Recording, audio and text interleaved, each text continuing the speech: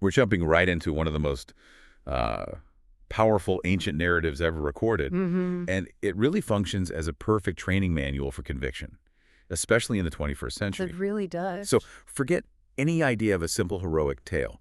This is a blueprint for how to live when the cultural expectation is just total conformity. Exactly. We're looking at Daniel chapter 3, and the core lesson here is all about understanding how this specific narrative, it trains people for spiritual resistance. Resistance, right? It demands an unwavering loyalty, and it gives the courage needed to navigate an age where, let's be honest, secular compromise is often the path of least resistance. Yeah, the easy way out. So this discussion is just essential for standing firm. Okay, so let's try to answer the fundamental question that the story of the fiery furnace poses for us today. Let's do it. What specific tools does this narrative give us to stand without flinching when the pressure to redefine truth is at its absolute peak? That is the question. So the stage is set with King Nebuchadnezzar. He's demanding allegiance to this massive golden image. A huge statue. But we have to understand that this was not the king's first attempt at assimilation.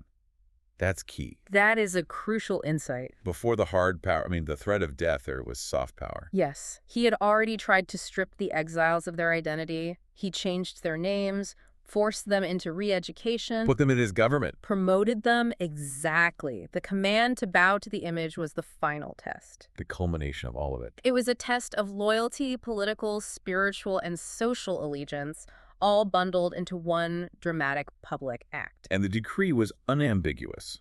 Oh, completely. It was enforced with one simple command: bow or burn. Bow or burn. This statue represented the world's attempt to set up a substitute sovereignty, demanding total loyalty above everything else. And if we look at the present, the world isn't demanding we bow to golden statues in the town square. No, not literally. Instead, it demands our allegiance to carefully crafted cultural narratives. It insists that we redefine fundamental moral truths. And base them on what? Fleeting cultural trends. Right. And the cost of silence is social comfort, but the cost of speaking out is social rejection.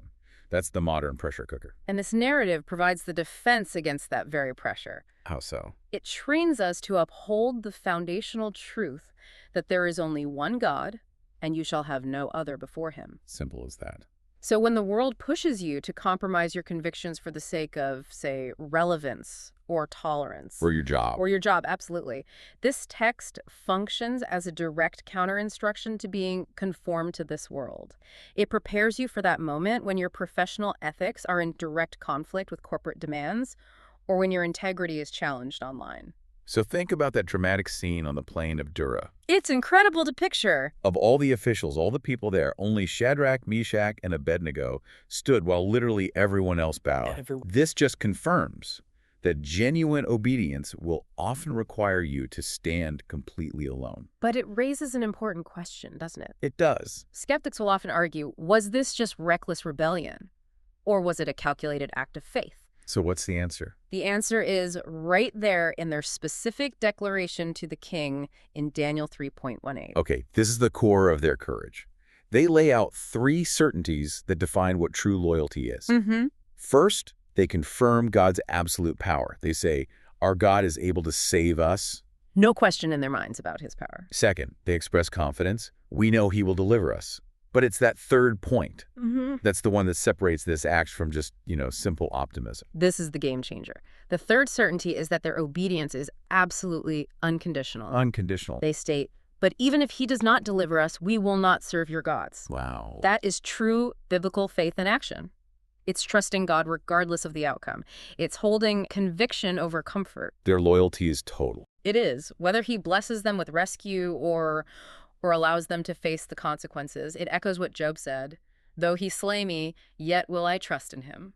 That is a faith that refuses to flinch. It is. And that lesson is so crucial for you today. Most people will obey God if it benefits them. Right, of course. If he blesses their job or protects their family. But the commitment God honors is the faith that stands firm, even when the outcome is completely uncertain.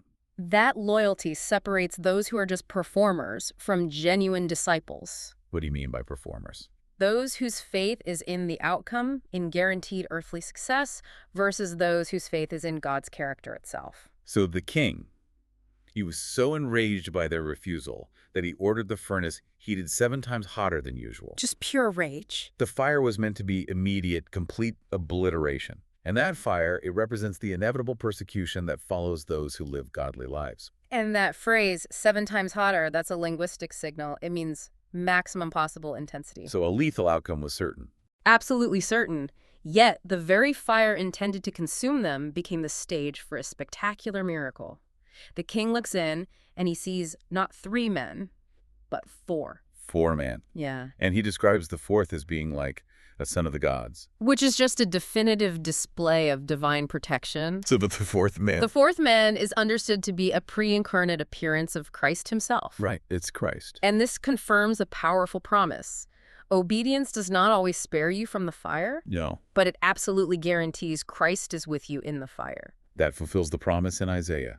When you walk through the fire, you shall not be burned. That presence in the fire was the ultimate training session. It taught them to rely entirely on his presence, no matter the physical circumstance. And look at the immediate result. Incredible. King Nebuchadnezzar, the most powerful man on earth, stops demanding allegiance and starts glorifying the God of these 3 men. He completely reverses course. That is the ultimate witness. God uses these intense trials and the uncompromising faithfulness of his people specifically to display his glory to a watching world. And it often moves the hearts of those who would otherwise never, ever listen to a sermon. So what does this ancient narrative function as today? It is a present-day training manual. A training manual for a generation that is constantly being pressured to compromise, where believers are subtly encouraged to, rethink or reinterpret the foundational scriptures to fit the current spirit of the age. To make it more palatable. And the lesson from that furnace is just unambiguous. Truth does not bow to culture. That is the core takeaway, and we have to recognize both the cost and the promise. Okay. Standing firm for Christ today may cost you your job, your reputation, your social standing. It fulfills the truth that all who desire to live godly lives will be persecuted. It does. However, the promise also remains. Those who demonstrate that kind of insight and loyalty will shine brightly like the brightness of the expanse of heaven. The loyalty that truly shines in the darkness. It's the one that looks at the cost and declares with absolute conviction, our God is able to deliver us. But even if he doesn't, we will not bow. That is the faith that demonstrates to the entire world that our allegiance is in God himself, regardless of the physical outcome, because we walk by faith. Not by sight. Now that's something worth mulling over.